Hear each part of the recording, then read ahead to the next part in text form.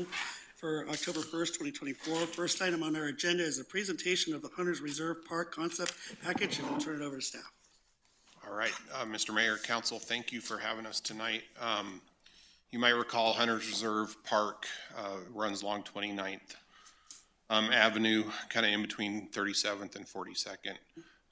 Hunters Reserve we brought to you several months ago as a design build. Right now our general contractor is Brightview Landscape. We have Robert Ruckison here tonight with Brightview, and Brandon Orick. He's with EDSA. He's our principal designer on the project. We're at the step now where we have a concept package, kind of our full concept going, and are just here to review the concept with you, kind of review some of the community input that we received through a couple of different methods, and just kind of get your, general input and comments and move hopefully forward in the future into construction. Right now, we're just in the design phase. You guys have approved a design contract with Brightview. Once we finalize the construction drawings and the budget, we'll come back to you with that budget number and start a construction contract. So I'm going to turn it over to Brandon, and he'll walk you through the concept package and kind of fill you in on how we got to this point. Sounds good. Hello, thank you all for your time and consideration this afternoon. I will walk you through the concept design package. As part of this, there's some preliminary slides talking about site analysis, understanding we're under a relatively tight time constraint. As designers, we can kind of talk your heads off. So we'll kind of breeze through some of those things and focus really on the concept and the community feedback information that we had received. Does this thing progress forward? There we go. Table of contents, just outlining the outline for this package, focusing on project goals and document purpose, site context, existing site plan with some existing site photos so everybody's familiar with what the site looks like today, design considerations and recommendations, community response that we had gotten through multiple different platforms, an online survey, as well as community engagement events, amenity enlargements. And what these are really focusing on some character images around what we're considering gathering space inside amenities for the park space. And then proposed site plan, as well as some additional character images showing the intent of the design from a hardscape materials, site furnishing materials, and then landscape planting materials.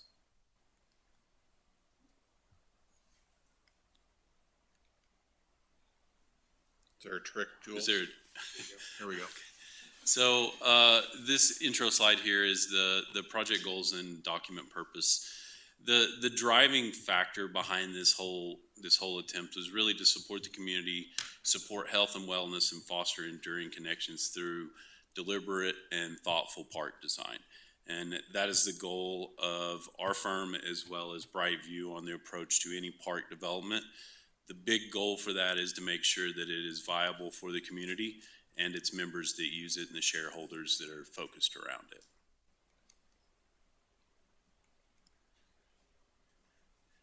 So what this is site context, and we put this together really to focus on a few different elements. The adjacent parks and open space within up to a 3-mile radius from Hunters Reserve Park, the bodies of water that are relatively close to Hunters Reserve Park, educational facilities that are close to Hunters Reserve Park, and then commercial and retail facilities that are close. So as you see, as you start looking at a 1/2-mile radius, there's just a commercial retail facility. But then when you start spanning out to the mile, the 2-mile, the 3-mile, at 1 mile, there's 3 other open space and park within that 1-mile distance, which is about a 16-minute walk, give or take.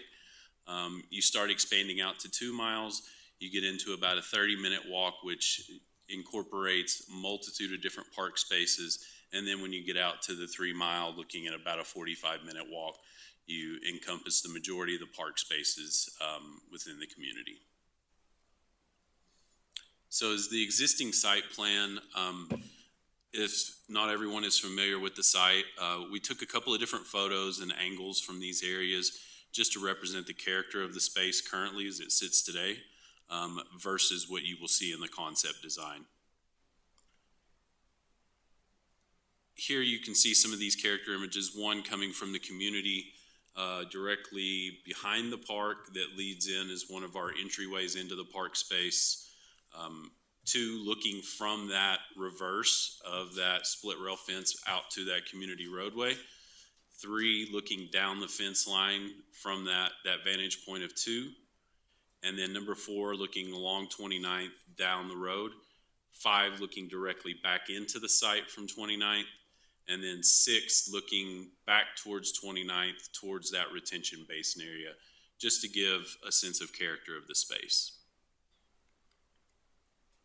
So as part of our design considerations and recommendations, the five key drivers to our approach to design was a multifunctional gathering space, accessible pathways and connectivity, natural shade and comfort zones, interactive play areas, and sustainable design practices. And throughout each one of those, we'll hit on some topics as we're going through the concept, addressing each one of those characters. This slide here represents the community responses that we received through those multiple outreach opportunities. The common community responses that we received were really focused around elements in the park space, focused on hoping to have swings, and the ones that we listed here are multiple responses where we had more than just one response. So, you know, some good feedback around swings, having in the parkway, as well as walking trails and paths. Hoping to have trees for shade seemed to be a very common theme. Placing the slides on the north and east facing side, which is a great observation from the community. South facing slides always get hot, especially in the peak summer months. Wheelchair friendly and disability inclusive would be ideal.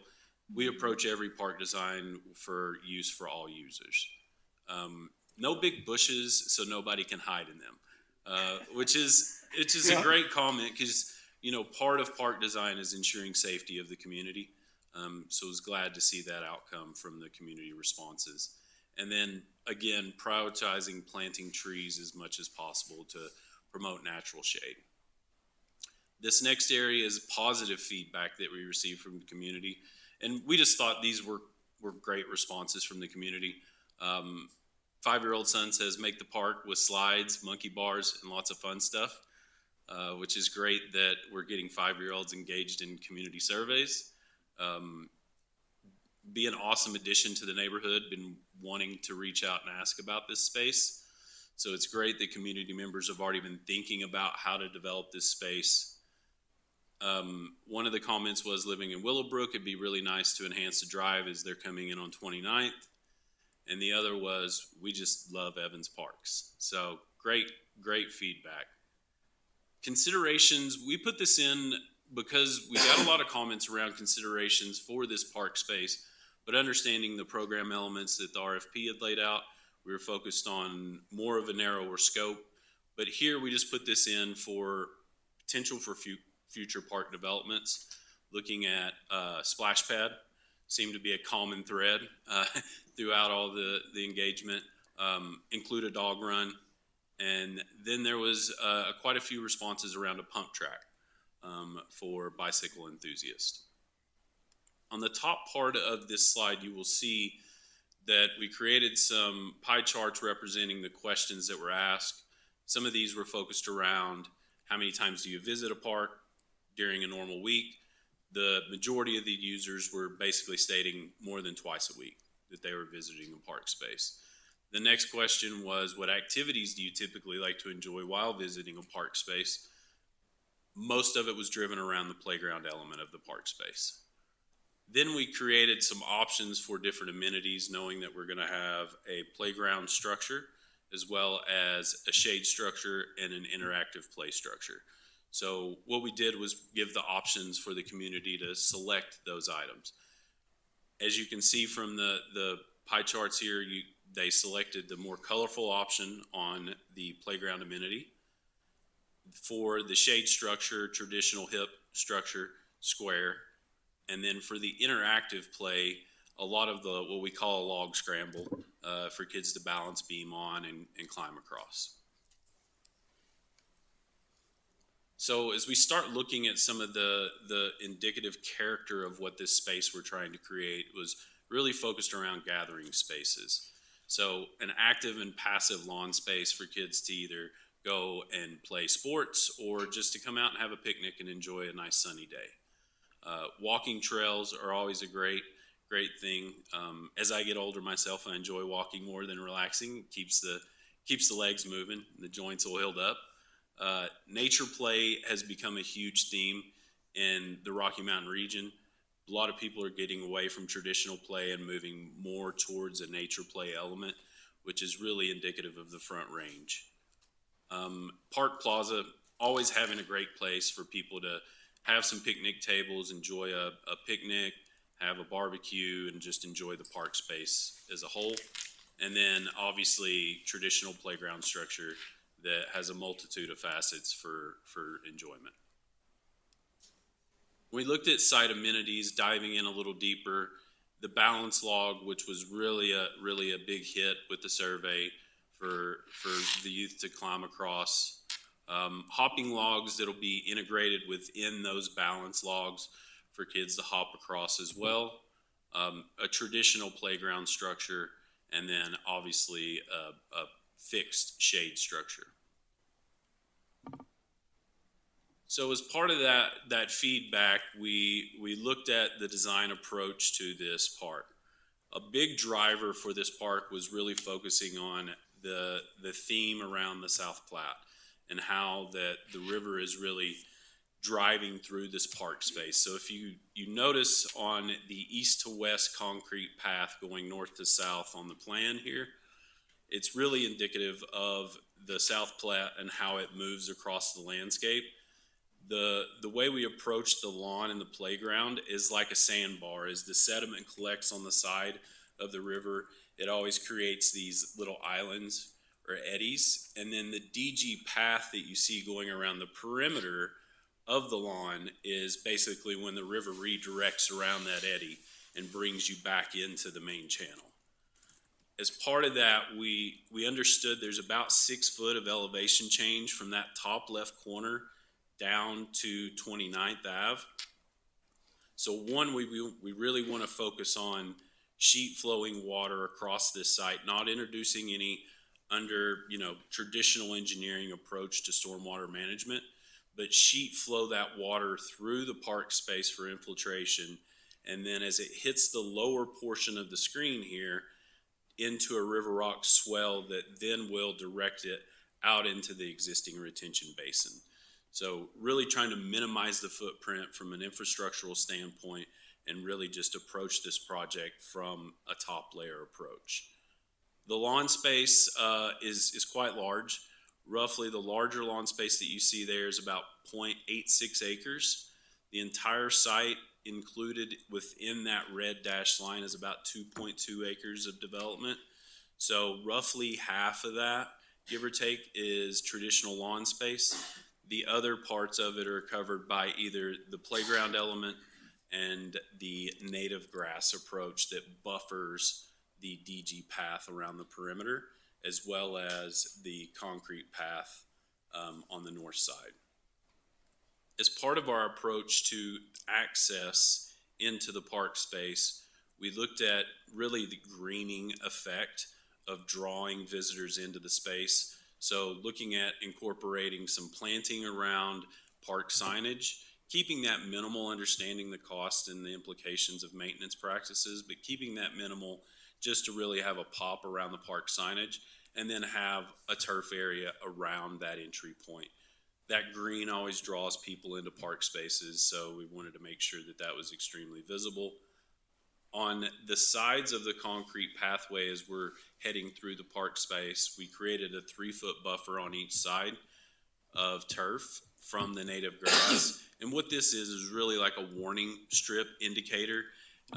As you walk through native grasses, sometimes they can get relatively tall, and people sometimes are worried about, critters coming out of the grasses. And so by creating that 3-foot buffer gives the opportunity for a visual look out into the space, makes people feel a little more comfortable. As we get into the area where the playground and the shade structure and the interactive play is located, In this current version, we have two versions, and we'll show the next one after this, but in this current version, we're looking at a 5-bar mulch solution around the play area. Per code, we have to have certain depth of 5-bar mulch within a fall zone around all of our play structures. So we approach this alternative with the 5-bar mulch. There'll be a concrete ribbon curb that encompasses the entire perimeter to lock that in. There will also be an ADA accessible ramp from a concrete hard surface that gets you into that 5-bar play surface. So we want to make sure this is inclusive for all users. And then we've obviously incorporated a significant amount of trees for future shade opportunities, natural shade.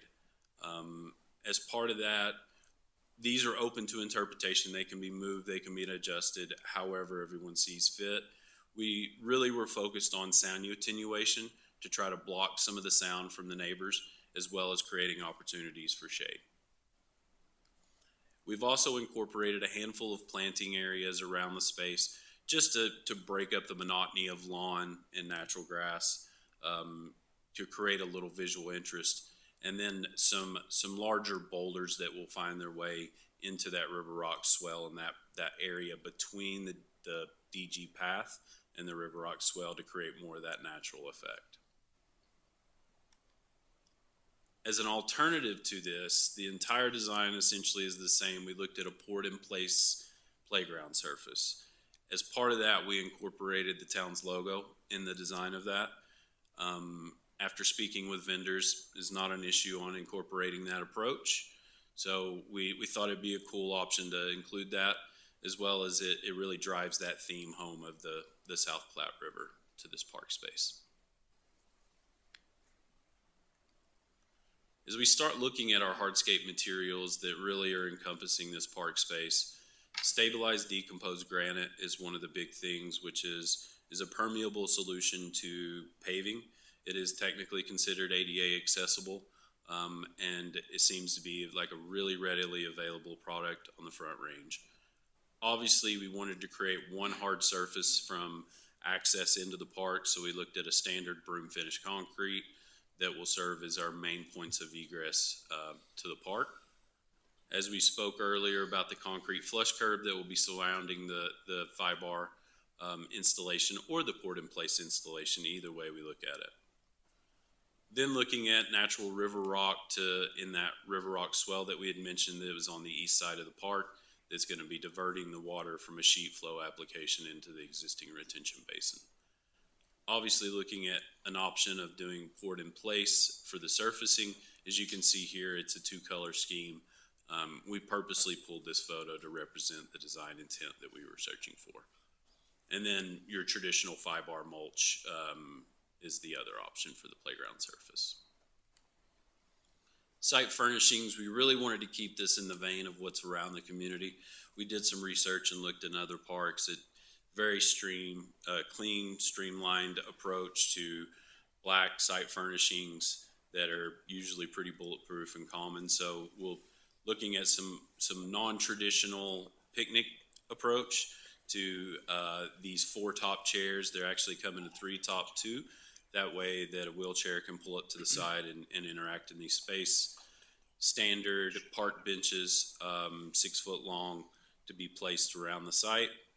Some pet waste cleanup stations. We have 2 of those indicated on the project site at both of the entries with dog waste bags included. And then standard trash cans for trash collection. The park signage we included, this was a design we did for another park in New Mexico, looking at using gabion baskets and corten steel. Is just an option for consideration, just a different little aesthetic to the park itself. Landscape planting character, we really worked hard with Ty and team on this just to make sure we're selecting the material that is proven to work in this community. You know, our office being located in Denver, it's a different microclimate.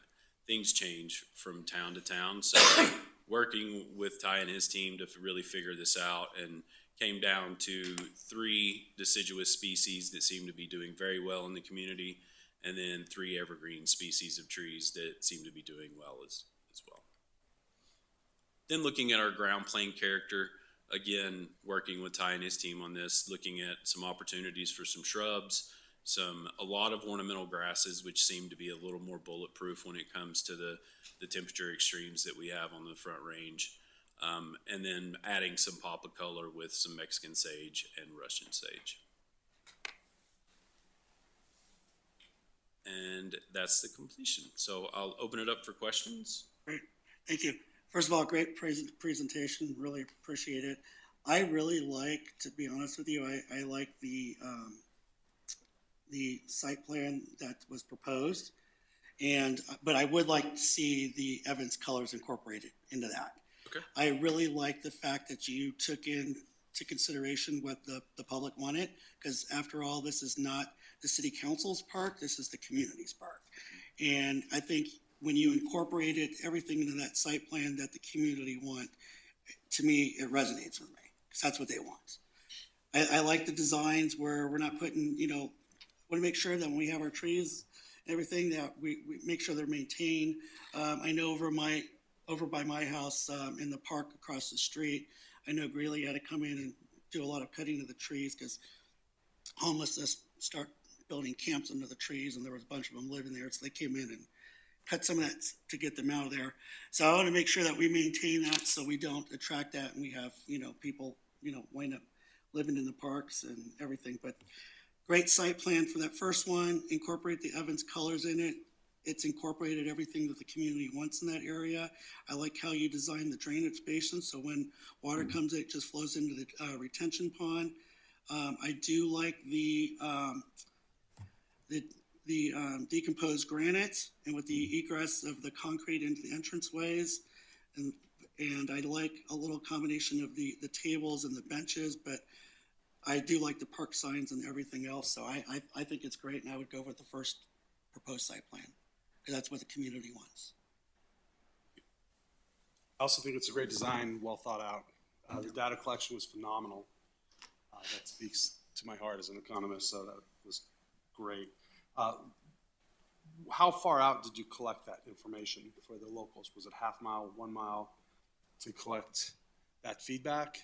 Sure. So one of the options that we did, we posted it on SurveyMonkey and had a QR code for people to go and access it. So it's hard to tell where that data came from within the community. The other opportunities for community engagement were at the Da Vinci Park grand opening. Right. Okay. We had Good. boards there and did a dot exercise And then there was an open house there in that site as well. on property. I like how you mentioned grass pulls people in, but as water rates are increasing and getting more expensive, I'm kind of curious about a water or some kind of Non-pot. alternative with that. As those rates are increasing, that's a lot of irrigation that we're going to be spending and the residents will be comping for. So I'm in question about that. But grass does pull you into a park. You expect to maybe zero-scape your home, but then still go to a park to experience lush grass. I really love the natural approach. Having a sterile playground is old-fashioned. The balanced logs, fun. I even saw that image and went, well, I might give that a shot. Right.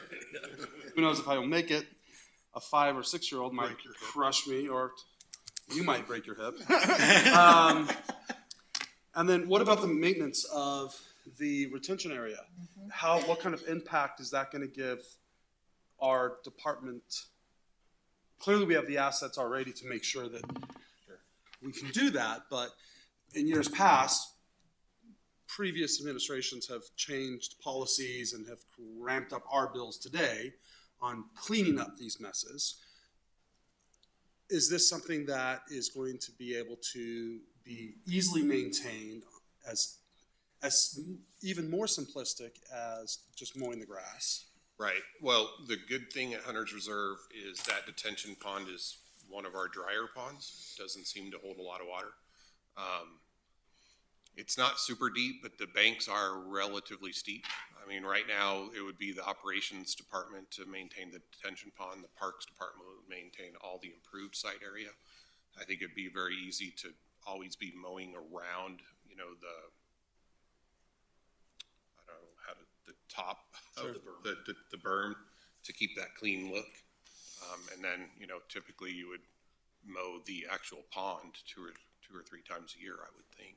That's something we can easily maintain. I think without that this breaking the property budget. is one of the easier ones to maintain already, and Okay. now that we're giving it a purpose to be maintained at a higher standard, I Good. think it shouldn't be a problem. And to that point too, I think, you know, looking back on years past and now moving forward, I think that the days are long gone of deferred maintenance. Good. I think we've made that quite clear that we're going to maintain our parks, we're gonna maintain our infrastructures the proper way.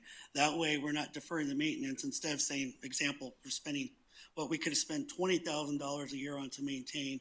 5 years now, it's $250 because of all the damage that's been done Understood. and everything. So I think those days are long gone of deferred maintenance. And thanks to council, because we're now equipped to be able to maintain these properties. I also love the bee-friendly approach. Lots of pollinators need available resources to do their job. It's good. I like it. The sign's too big, though. I agree with a lot that was already said. I think for the area, especially on 29th, it'll break up the monotony of that area, especially as you drive, you know, going towards 42nd. As you mentioned, I feel like, you know, that the areas on 29th, they don't have a whole lot of maintenance when it comes to those spaces. So that's, I think, a fantastic thing. I do like the first proposed site plan. It's really nice. And I do agree with kind of like the natural, feel of like playing for children. I can say that I go to a lot of the parks. I have younger children. I see the parents always there with their lawn chairs, even if there's benches, but they just want to be close. And so having that space to be able to see their children, and also hang out, it's great. I like the fact that there's like a path, the concrete, for the older kids, because I can tell you, every time I go, I see kids with their scooters, with their skates, and what have you. So it's nice to provide like that diversity for children.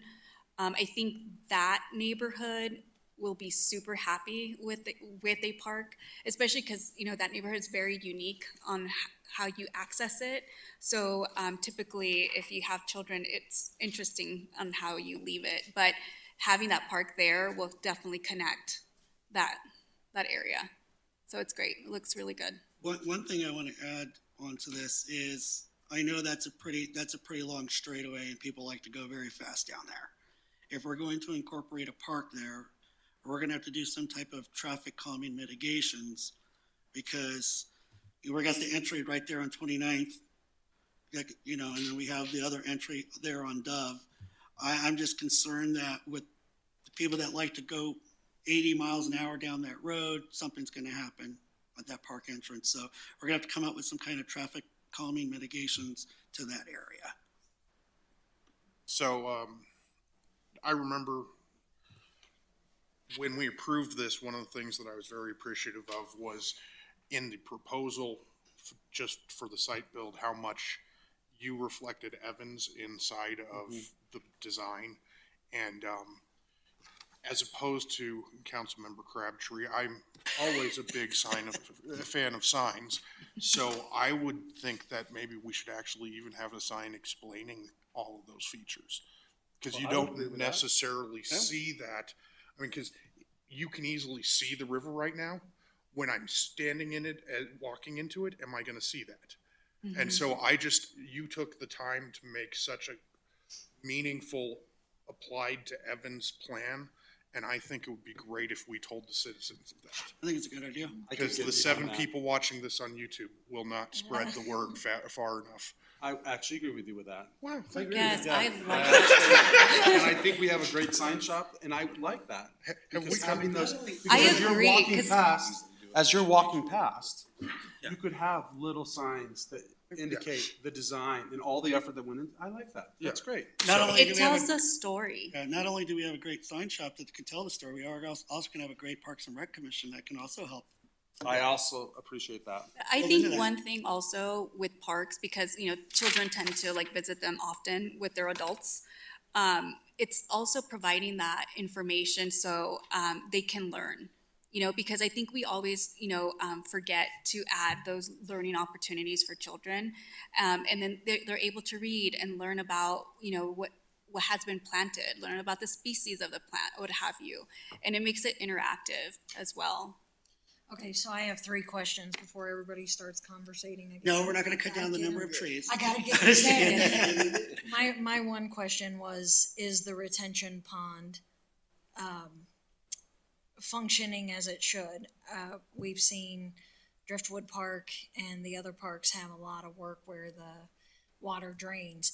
Is this one doing and set up like it should be? First of all, that's my first question, then I have 2 more. Well,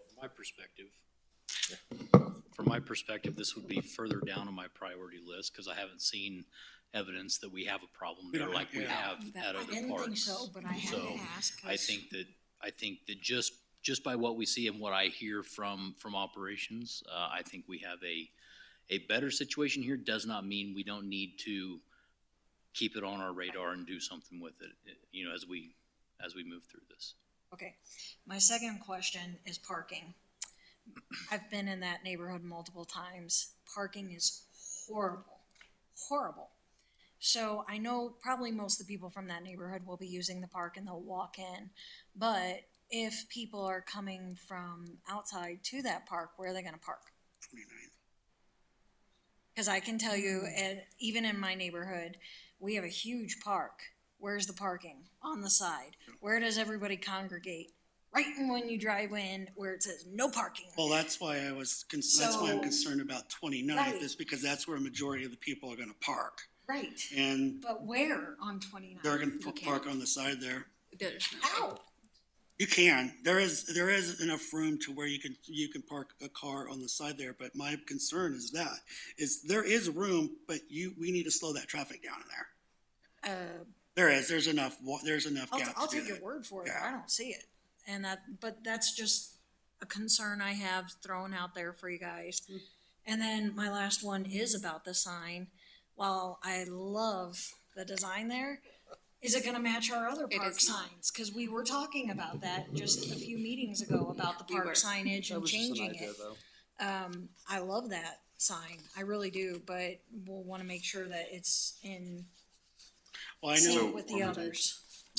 The image of this sign is literally just a concept idea. I wish we could do that for all of them. Cody and Brian and their team are working on some other signage for 85 that goes along with the Rock Avian theme. And Brandon had this, I said, throw it in there as an example, and we'll hopefully be able to tie into what's going on in 85 as well as what happened out at the roundabout at 47th and continue that theme. The basket's on 37th. The idea is to try to match that It does theme. tie in.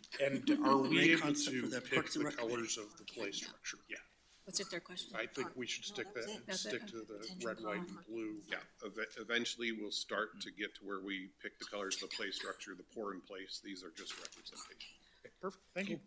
Brad, I really do you have appreciate anything? it. I think, It's a great presentation. I think everybody covered And a lot of work. thoroughly. Thank you. nothing Really to well. add? Oh, okay. Wow. Wow, okay, all right. I think the water situation will be non-pot, because that area is there non-pot. So I think that won't be too much of an issue, but I was over there when we actually had the open house and kind of walked around the whole area, especially the tip. That is actually the best one Story out of all Is of that- them. It is didn't have that any non-pot? really Just the water in it. parking It didn't just have any scares the biggest concern is just no more deferred maintenance. It needs to be taken care of the way it needs to be taken care of. But the parking, yeah, we need to slow it down. There is enough space, but we need to slow it down if that's gonna happen, cause ooh. But not even that, could we put parking in there if needed? In the retention area? No. Yeah, there's really not. Yes, let's have them think- park there.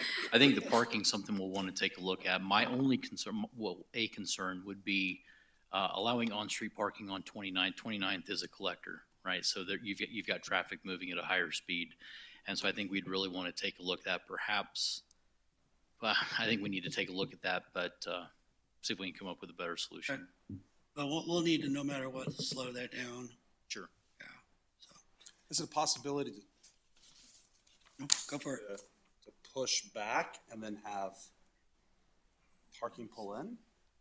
That's what I was saying. The only other place is you'd have to change that design, because right there, the rest of that area to the, well, for me, looking at to the right, Yeah. is that retention pond. So if you start encroaching on that, then it's not gonna function the way it's designed. Not there, What are you but talking about? where the red line starts to the left. if okay, we got it. pushed up and then put parking into where they could Oh, I pull see. in I see what I you're was at talking an about. saying. angle, that could accommodate more parking in that Oh, I zone. see. Okay. And then residents on Dove Lane aren't having a bunch of strangers parking in front of their Right. home and then walking. That's into an the park. idea.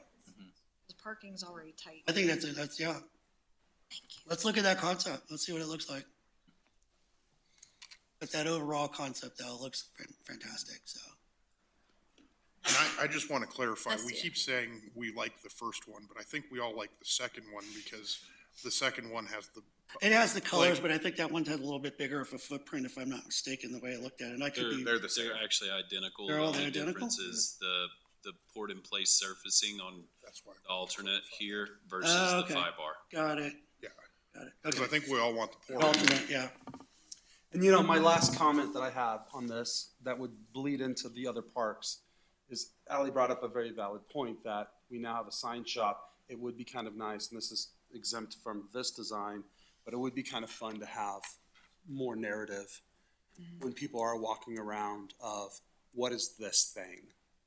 And what are we doing with this? That would be kind of I fun. think it's a good idea. A little bit more Kinda like we have interactiveness. Yeah, cool, cool. And we should make them really big. Cool, No. like the concept. Thank you so Yeah. much. Thank you. Thank you for your time. Appreciate That's it. great. And thank you for being so thoughtful and intentional about your design, because that was fantastic. Thank you.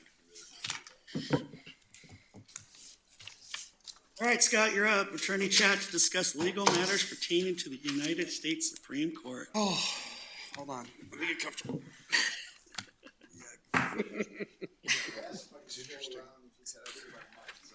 Oh, Oh, see, I like moving around. I'm with you.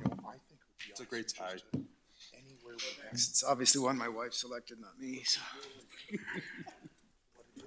All right. See if I can, okay, I do have it going the right way. Well, good evening, Mayor and members of council. It's time for the annual update on cases and comments from the courts for 2024. We'll talk about a couple of cases that we touched on earlier in the year from the Supreme Court. Then we'll talk about some other U.S. Supreme Court cases and then some cases from the Colorado Supreme Court that could have an effect on the city of Evans.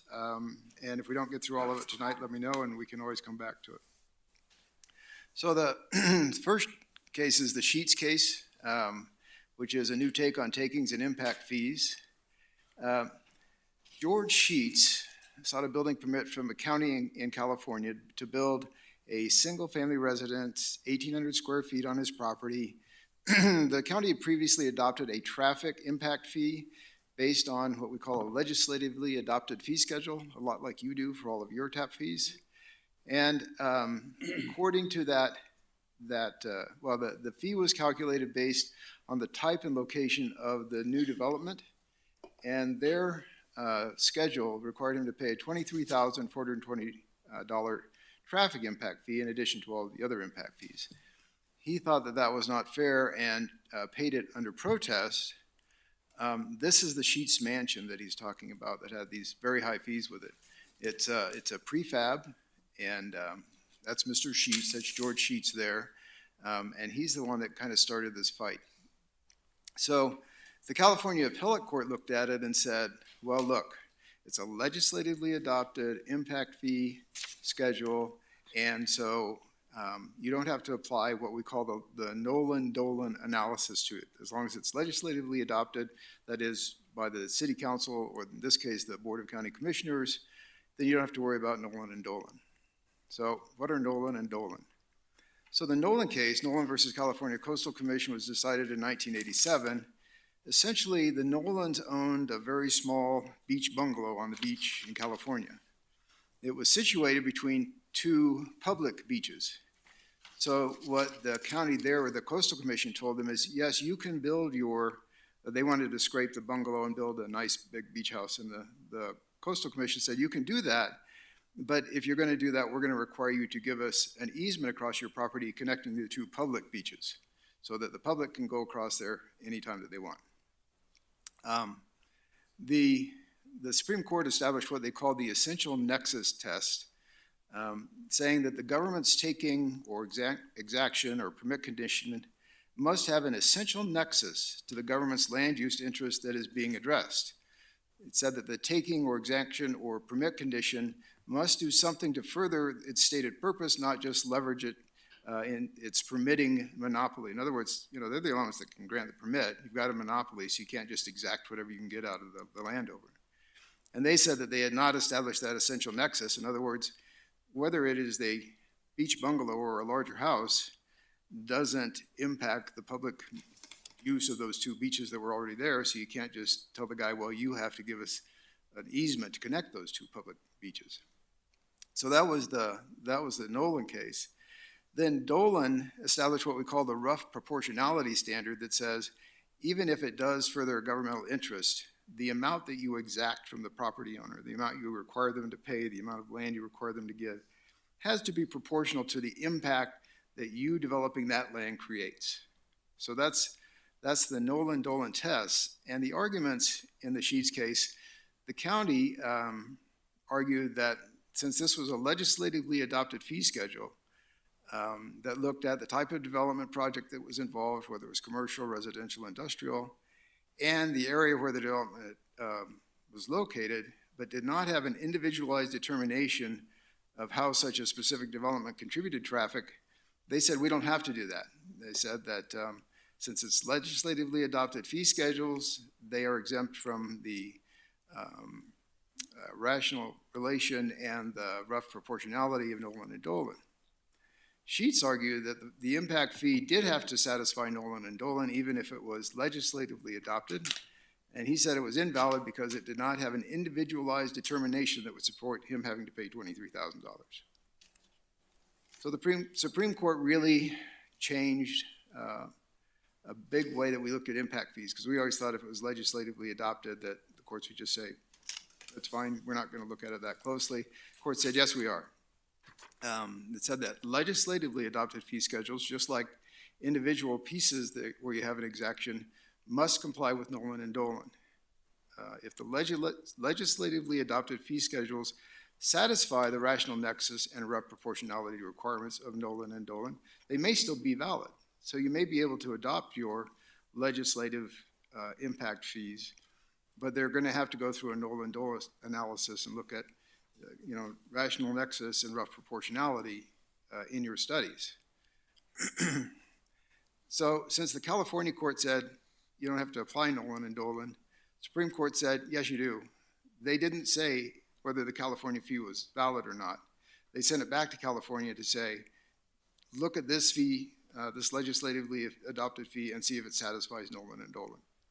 So there's still the ability to have legislatively adopted fees, but the conclusions based on Sheets are that rate studies, whether they're legislatively adopted, should expressly indicate how they determine rational nexus and rough proportionality under Nolan and Dolan. For Evans, it looks like what the court is saying is that even if you have a valid legislatively adopted fee schedule, that the property owner could come in and provide what they call an individualized determination. So in the Sheets case, even if that fee schedule was valid, if he could come in and show my little house isn't going to have $23,000 of impact on the county roads, then that individualized determination may trump the schedule. I think that lots will be coming in this area. We had a CML conference just a couple weekends ago, and one thing we talked about is giving a developer, especially if it is of a certain size development, the opportunity to come in with their own individualized study of impacts. And your code actually contemplates that. We haven't had that happen, but I think we may see more of that. We even talked about the possibility of, if really the way to bulletproof your determinations of how much an impact fee is for a certain development is to require an individualized determination? Could you adopt something that says, if your development is more than a certain size, you are required to do your own individual determination of the impacts of your development. And that would be subject to review and approval by the city, but then you wouldn't have to worry about the developer coming back later and saying, no, we don't think that's an appropriate fee because they did the study. Nobody's gone there yet. I'm not recommending that Evans does, but as I say, we'll probably see more in this area.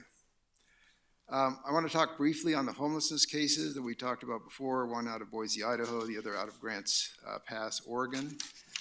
This is Boise, Idaho. If I was homeless, I'm not sure I would pick that for the winters, but that was the Martin case, and the holding in Martin was that for you to impose a camping ban or to punish someone for being homeless violates the Eighth Amendment. And the Eighth Amendment is the one that talks about cruel and unusual punishment.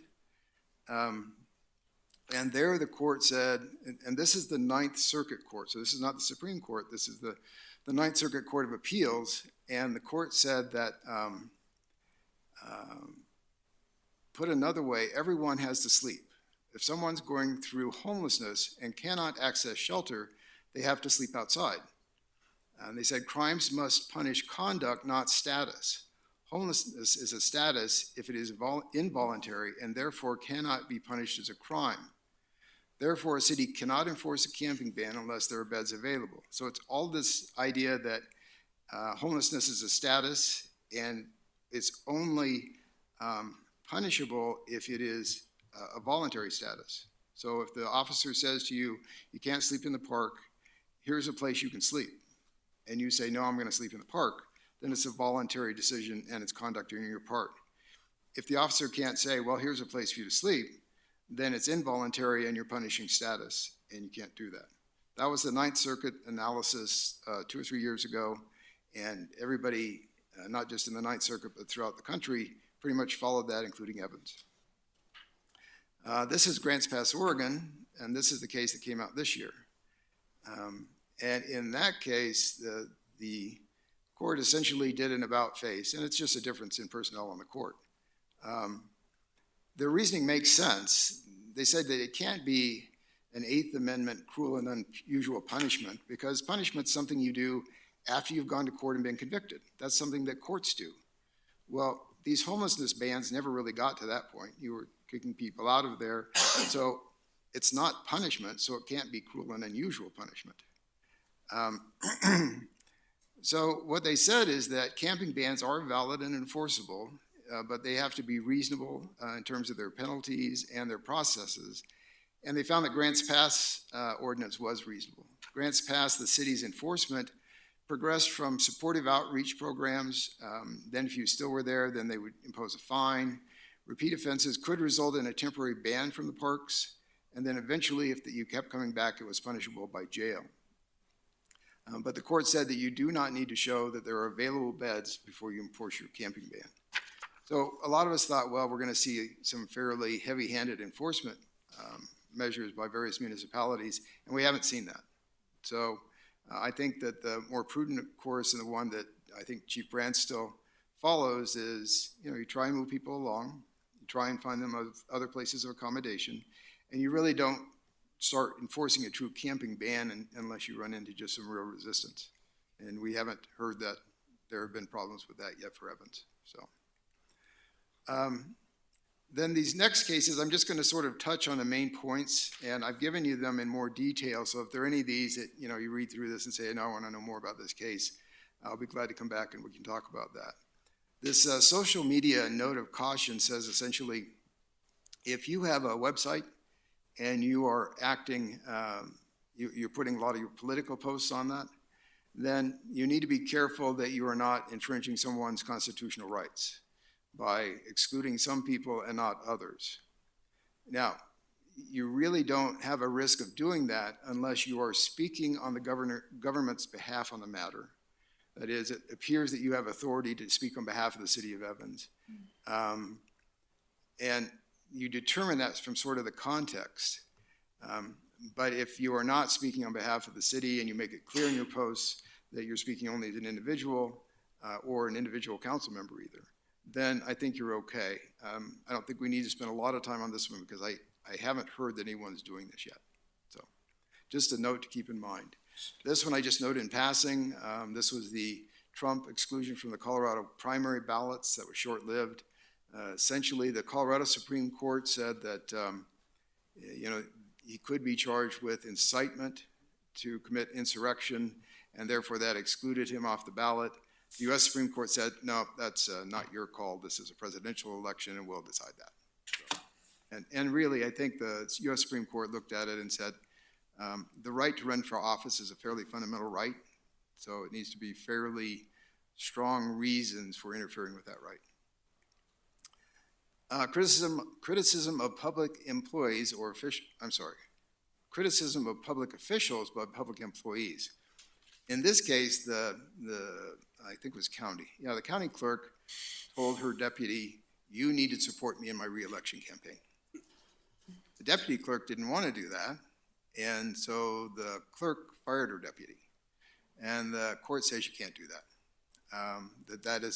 You can't require this kind of political allegiance unless it's required by the nature of your position. That's going to be a fairly limited circumstance. It might be where you are the deputy sheriff, and because it's a paramilitary organization, there's a certain amount of allegiance that you need to have to the sheriff. But outside that, and especially with the some of the new legislation we talked about, when they are not on the job and not in uniform, public employees have a much greater right to say whatever they want about the operations of the city where they work than they used to. And that's just a First Amendment issue. So governmental immunity. A lot of people have misconceptions about what the Governmental Immunity Act says. I mean, what it says in general is, and it goes back to ancient, well, not ancient, but the English common law that said that the king can do no wrong. So whatever the king did was fine. You couldn't sue the king. Well, that's carried over to governmental immunity, and it says that in general, if the city does something and it is just a tort, if it is just an act of negligence primarily, you can't sue the city for it unless it fits within certain exceptions or waivers under the Governmental Immunity Act. And one of those exceptions is if it's a dangerous condition and it's known to the city, then you can sue the city for that. But if the problem is caused by a design of a facility, that's not an exception, and so any design flaws that are caused by the city, you're immune from suit.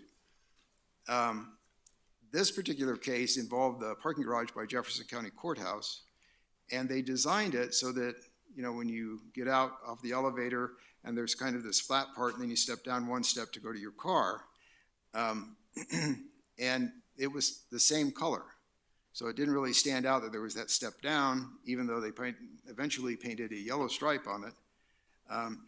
And a woman stepped off the step, broke her leg, sued the town, or the Jefferson County. And the court decided that because they went back and did this maintenance, that was a maintenance issue and it was a dangerous condition that was either known or should have been known to the city. So even it was designed to work that way, they said since it was close enough to maintenance that we're going to allow the claim to go forward. So that one went forward. Then in contrast, another one of the exceptions is you can be sued if you are negligent in how you operate your public water system. So this case, a boring company wanted to, they called the water district, essentially the water provider here, and all the other utilities and said, we're going to bore through this area. Here's where we're going to bore. We need you to do locates. So the water district went out and stuck the flags in where they thought their pipe was, and they got it wrong. And they bored right into one of the water lines. And there the court said that the exception under the Governmental Immunity Act is if you are operating a water system, which is primarily collecting, treating, and distributing water. Well, marking your lines is not part of that, the court said, and therefore it didn't fall within the exception for operating a water system, and therefore the government was still immune from liability. The service animals case, I just wanted to note because we have gotten some questions on this about if somebody walks in with a service animal and you look at them and you think, are you really in need of that service animal? You can ask 2 questions and only 2 questions. The 2 questions, and these come out of the ADA Act as much as anything. One is the animal required for a disability? You can't ask what that disability is, but just is the animal required for disability? And then what tasks is the dog trained to perform? And that's all you can ask.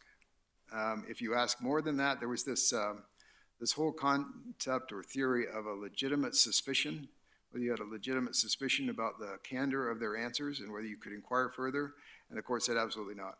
That if you go any beyond that, that you are running afoul of the ADA. So we want to emphasize only those 2 questions. Open meetings laws. This one's just a note of caution. You guys are a long ways from this, but you have really thorough discussions a lot of times in your work sessions. So by the time you get to your meetings, a lot of times it's, items called up, motion, second, passed. I think that's okay because you do have this thorough conversation in your work sessions. But what happened in this instance was they had an executive session, and it was to receive legal advice about possibly removing a board member.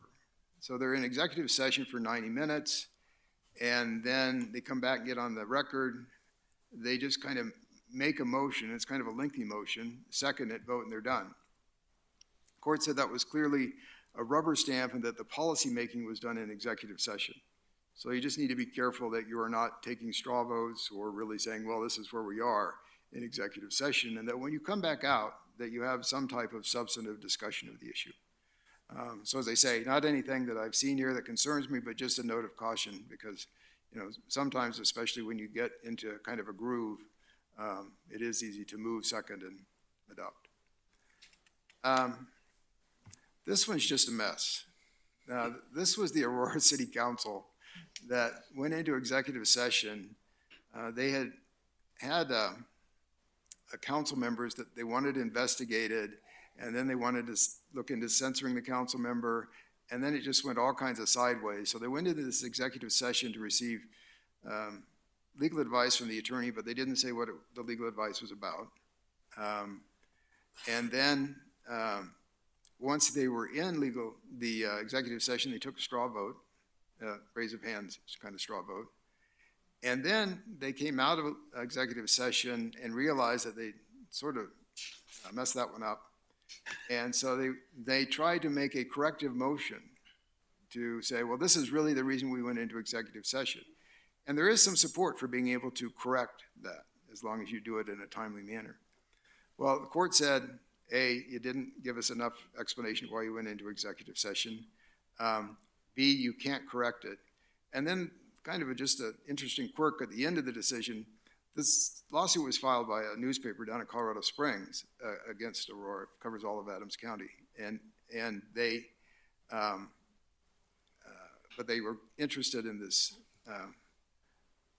No, the Sentinel is an Aurora paper. So this Aurora paper filed an Open Records Act request and won.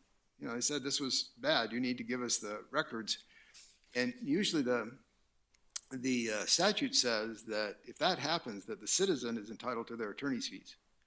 Well, the court said, we're not going to give the newspaper any attorney's fees because they're not a citizen. Citizen connotes a natural person, somebody that can vote. And so you win the case, but you don't get your attorney's fees.